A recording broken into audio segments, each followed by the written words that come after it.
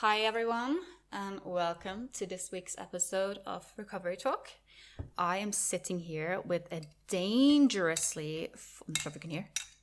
Yeah, I'm sitting here with like a dangerously full decaf. It's literally filled to the brim, and I've already ruined 2 computers by spilling. And I told myself I am not gonna drink anything next to my computers because I keep spilling it, but I'm not learning. I'm still doing it, I'm still risking it, which is ridiculous. So yeah, you can hear I'm just stirring it.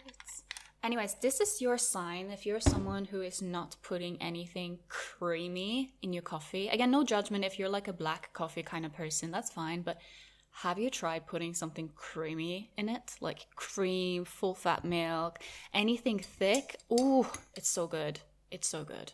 Make your coffee creamy. Or your decaf. I cannot have caffeine, so yeah. Anyways, guys, speaking of liquid. Oh my god, my humor is so bad. Speaking of which, I'm going to talk about water retention today.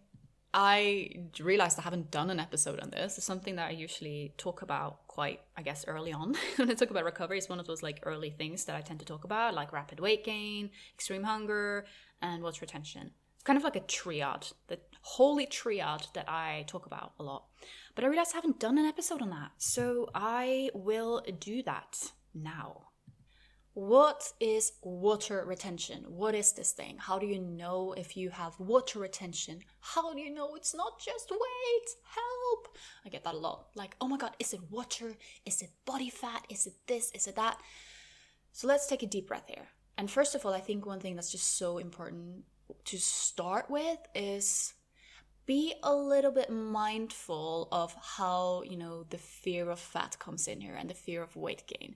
Because I think that if I was trying to like endlessly reassure you, oh, it's not real weight, the underlying message of that, like the implication would be that real weight would be something very, very bad and harmful, and that would be like the bad thing. And this is like, oh yeah, this is the good kind of weight. It's just water retention, right? So I want to be a little bit mindful of how I talk about it, because I don't want to talk about it in a way that kind of reinforces your eating disorder. But I also can't quite, put it under the rug that there is a difference between water retention and quote unquote real weight gain. There is a difference, and it would be a lie to say that it's not. It is literally just pure biology, right? So I'm going to try and be a bit mindful of what kind of language I use around it. And also realistically, we also know that if you're someone with an eating disorder, there is a high chance that you are panicked about weight gain. And I'll try not to be too judgmental about that and be like, oh yeah, this is your fat phobia showing, right? I'll try not to be too, what can I say? Try not to cast too much more judgment, because I know that if you're someone who fears weight gain and you fear fat, you probably already feel kind of shit about it. So I'm not here to cast moral judgments either. I'm just also not here to rationalize those fears of weight gain. Does that make sense? Hopefully that makes sense. Maybe it doesn't, but yeah, I tried. Anyways, guys, so let's get started. What is water retention? As the word may suggest, it is a retention of water under the skin. So essentially it means that your body is literally holding on to water. This is something that is incredibly common in recovery. And it's also something that can happen when someone is not in recovery. I can still experience water retention without that having anything to do with the fact that I had an eating disorder years ago. But it is very common in recovery to experience quite significant water retention. I want to start off with a little bit of a metaphor that might help you understand it a little bit more, right? So imagine you are going outside and you're wearing very uncomfortable shoes. This happens to me every time I buy a new pair of shoes. I'll buy shoes that they don't like my feet, right? And I will end up getting a blister because it's like rubbing. And what happens essentially is that there is a damage to the skin. And what happens is that the skin will retain water for healing, right? So when I take off my shoe after having been wearing them for a few hours, I notice, oh no, I have a blister. What my body is doing is that it is holding onto water and creating this blister to actually heal this damage that the shoe did. And think of recovery a bit in the same way. You've done a lot of damage that's now being repaired, and your body is holding water, part of the repair process, okay? And just as if I had a blister, it probably wouldn't be a good idea to kind of just pop the blister, right? The best thing to do is actually just to kind of let it heal, because it is there for a reason. And the same thing goes with water retention, especially in recovery. Trying to flush it out can really, really backfire. When you are starting recovery, there is a lot going on in the body. Like, there is a lot. I'm not going to go too much in depth about the specific biological processes because that is overwhelming. But let me just say, it is a lot going on, okay? So your body is naturally not yet in what can I say? It is in a healing process. It's not yet healed, right? So it's not yet there. Think of it as you're renovating a house. Recovery would be when you are in the middle of that renovation process. It wouldn't be the finished house yet, right? And if you ever seen a house being renovated, you know that a house undergoing renovation seems almost like it's doing worse than before the renovation, right?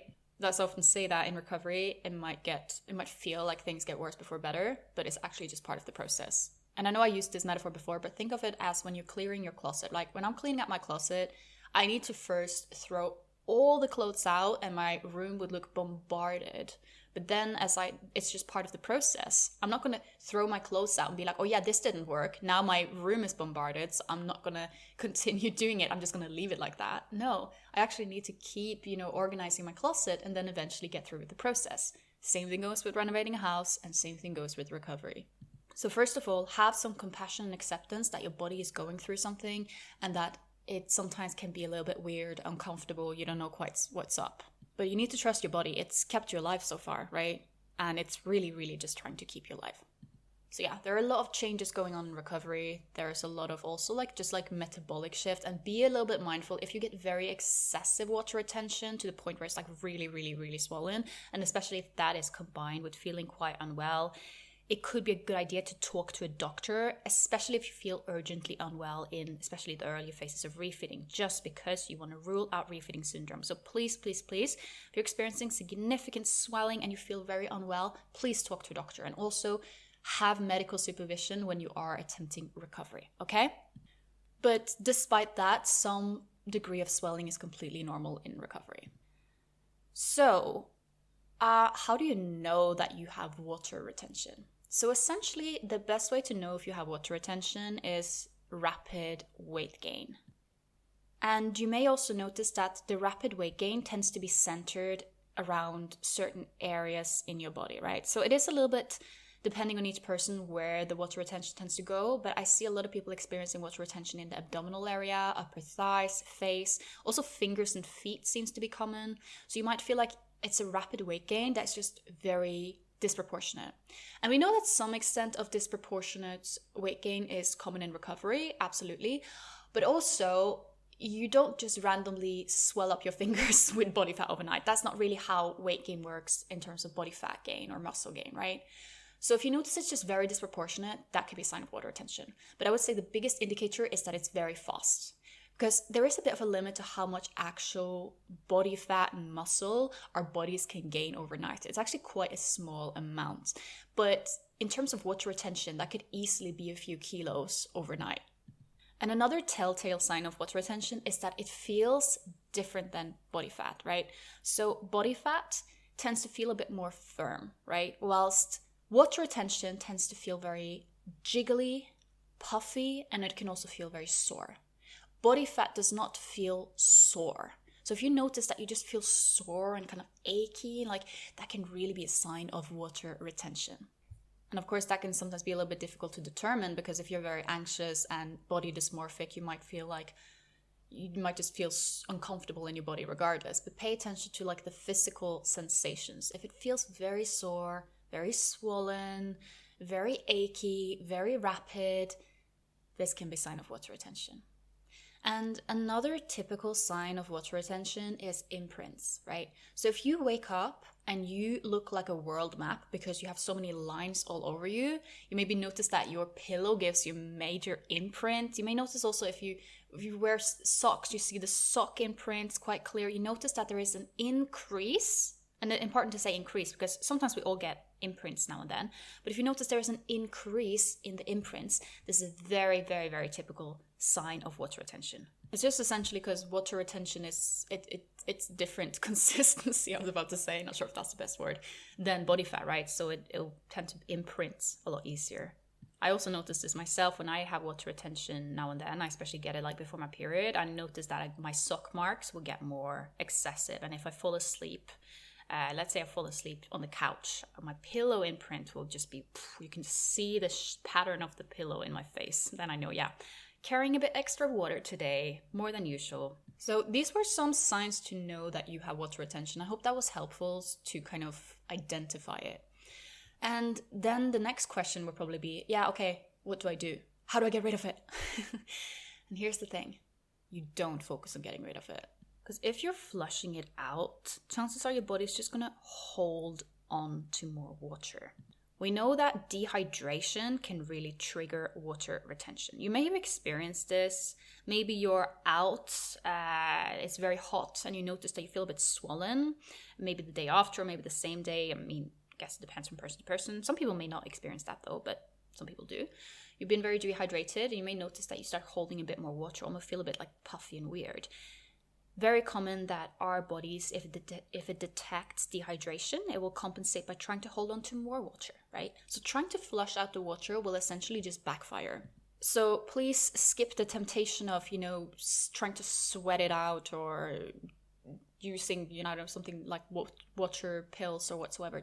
Resist the temptation to do that because it's just going to backfire. We also know that when you are in recovery, trying to, for instance, say you're using water pills or you're trying to kind of sweat it out can really be risky for you, right? Because you know that in recovery, there are certain metabolic changes in electrolytes can occur, right? And you don't want to mess up that. You don't want to mess up your electrolytes when you're already quite vulnerable. You don't want to mess up your electrolytes anytime anyways, right? But especially in recovery, this can be very, very dangerous. So for God's sake, please, please, please do not excessively focus on flushing it out. Instead, I would recommend kind of just accepting it, right? Accept it and wear comfortable clothing that's not too tight. This is a big one. If you're thinking of, putting yourself up in like some super tight jeans, it's not really going to make you feel good. It's not going to physically feel good and it's not going to mentally feel good, right? Because your body is going to feel a bit different.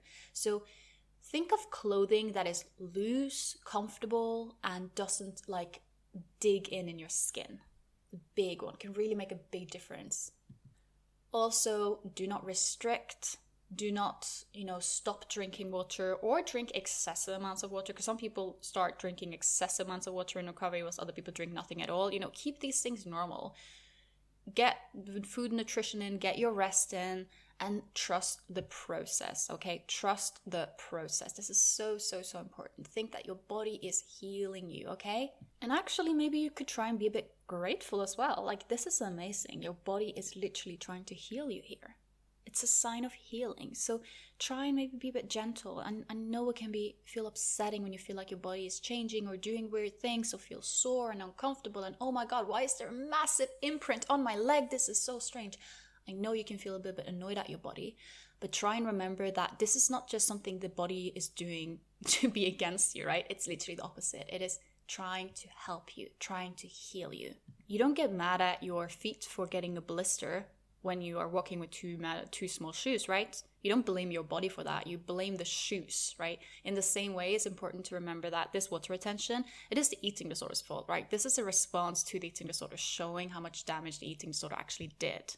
When talking about water retention, another very common question that I get is, well, could it be non-recovery related? And yeah, of course.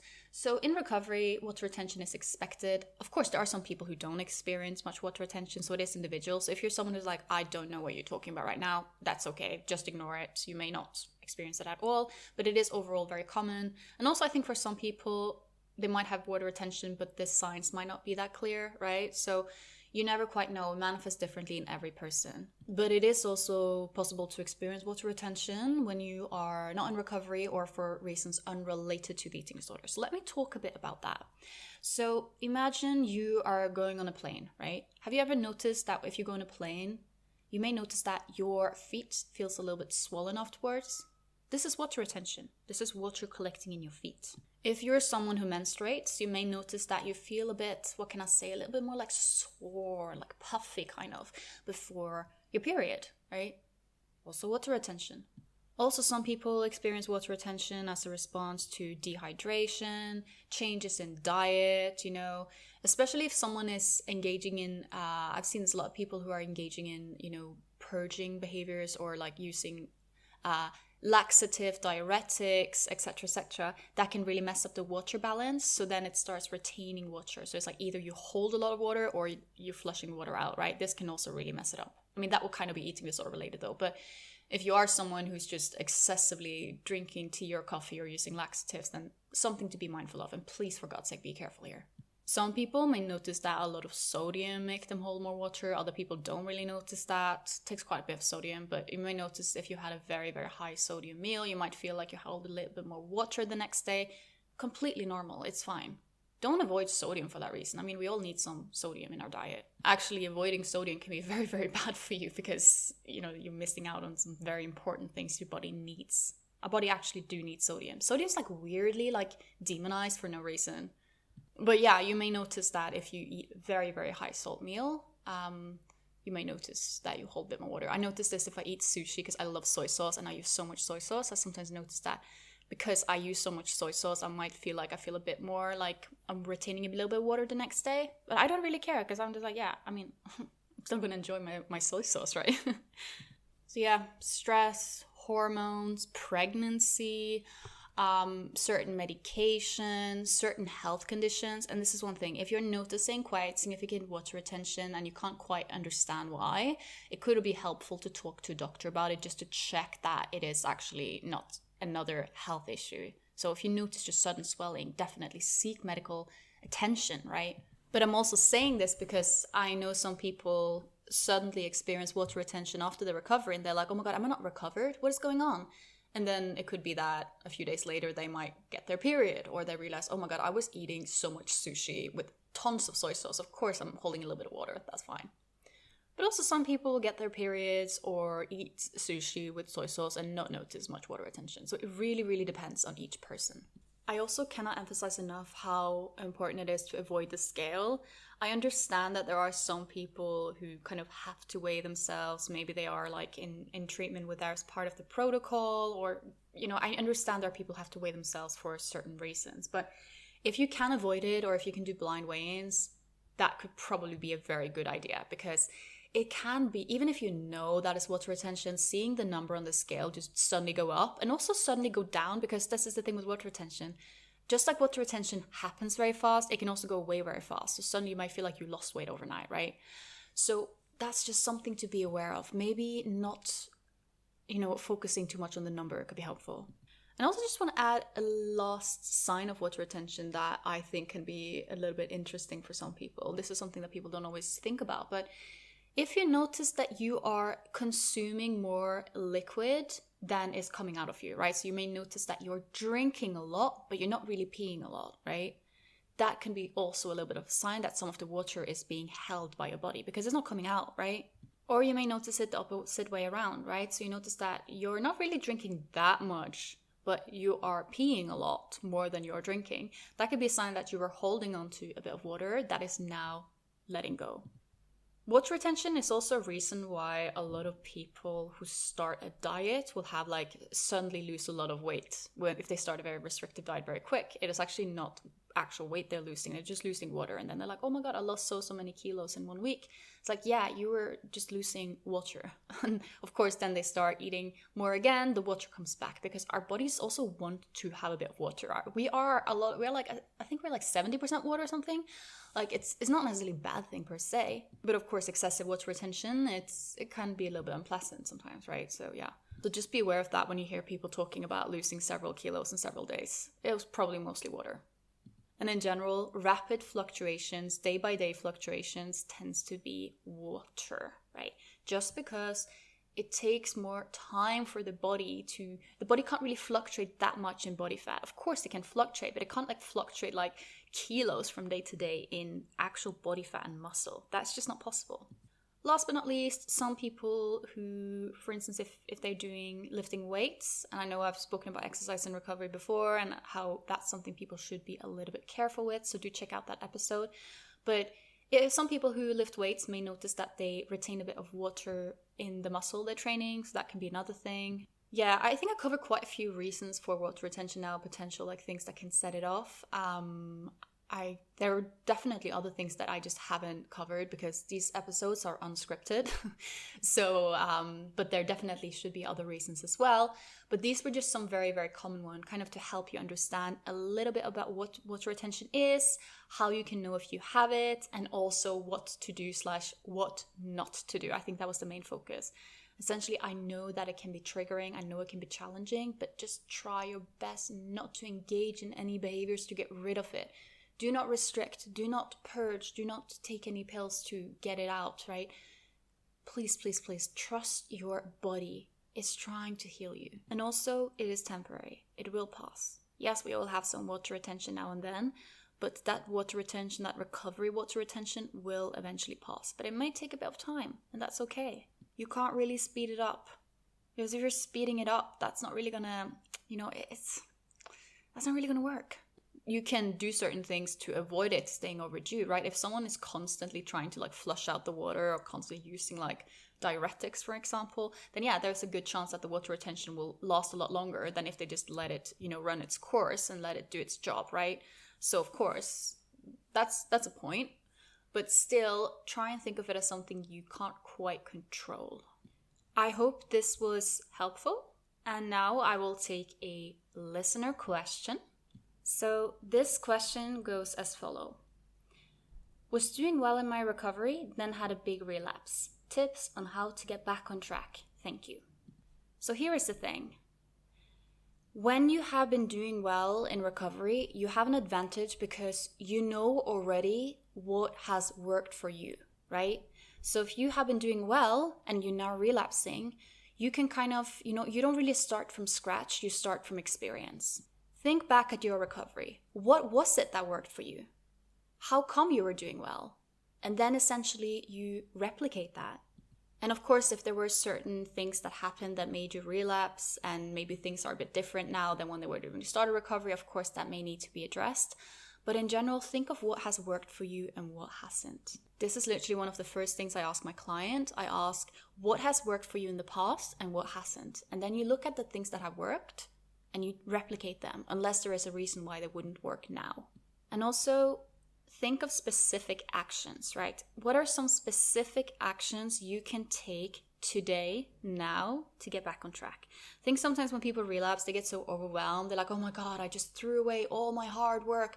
But that's not the case. You fell down, but you don't have to stay down. You can still get up back on your feet. What are some specific actions you can take now, today, every meal, to get back on track?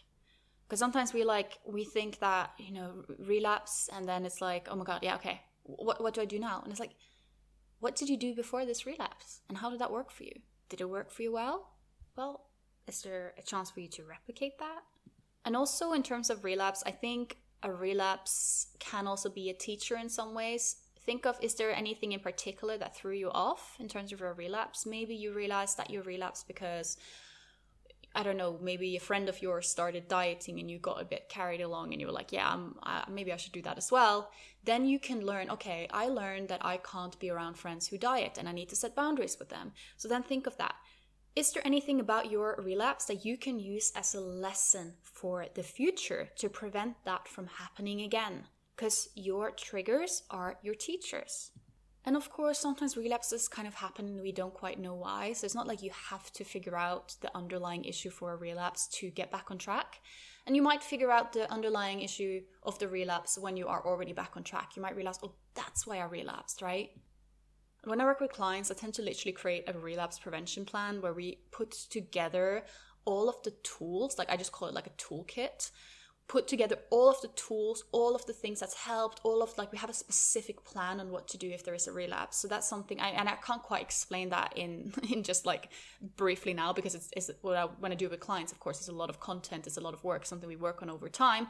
But essentially what we do is create a resource and focus on specific things and resources that can be used when you are relapsing. So that could be something to think about. What are some tools I can use if I relapse, or now that you have relapsed, right? Who are you going to reach out to? Is there any specific, do you have maybe a meal plan laying around that helps you just get back on track? Or, just think practically, what are some things you can do to get back on track? Because I think sometimes we get so overwhelmed and we feel like we need to figure it all out, but think actions, okay? And planning could be a good idea for some people here. Some people might just they need to actually plan a bit to get back on track. Or if they think oh yeah, I'm just gonna see where this goes. I'm just gonna kind of start recovering again without too much of a plan. That can, for some people that goes, but for other people they need to actually make a specific plan. Okay, I'm gonna start now. I'm gonna do this, right?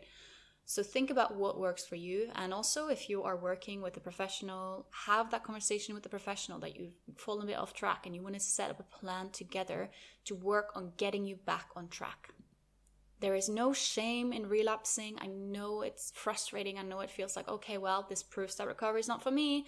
But be aware of that black and white thinking, because I always talk about the black and white thinking in eating disorders, that, okay, if I relapse, I'm an awful person. Recovery is not for me. It's for everyone but me. Relapse is, for some people, it's part of their recovery. Not for everyone, and I don't want to say this to people oh yeah, I can relapse, it's just part of recovery, and then they go backwards. I don't want to say it that way, because I know how sneaky the eating disorder is. Yeah, I'm just gonna have a relapse because that's just part of the journey and it will teach me a lot. No.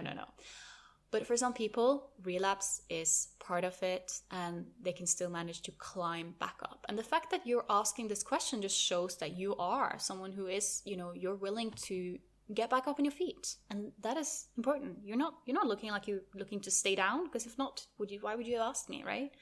So think of it, specific tools, reach out to your support network, get back on track, and see if you can learn something from this relapse. Okay guys, I hope you enjoyed this episode, and I will see you again next week.